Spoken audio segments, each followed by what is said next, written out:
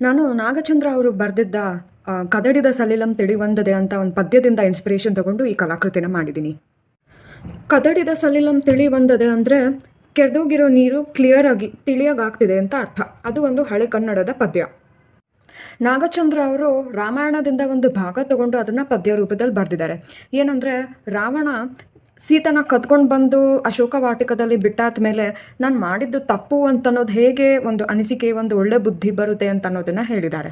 ರಾವಣ ಸೀತನ ಅಶೋಕ ವಾಟಿಕದಲ್ಲಿ ಕಂಡಾಗ ಅವಳು ತುಂಬ ದುಃಖ ಪಟ್ಕೊಂಡು, ತುಂಬ ನೋವು ಪಟ್ಕೊಂಡು, ಒಳ್ಳೆ ಬಾಡುಗಿರೋ ಹೂ ಥರ ಇರ್ತಾಳಂತೆ. ಅವಳನ್ನ ನೋಡಿದಾಗ ಅವನಿಗೆ ಪಶ್ಚಾತ್ತಾಪ ಆಗುತ್ತಂತೆ.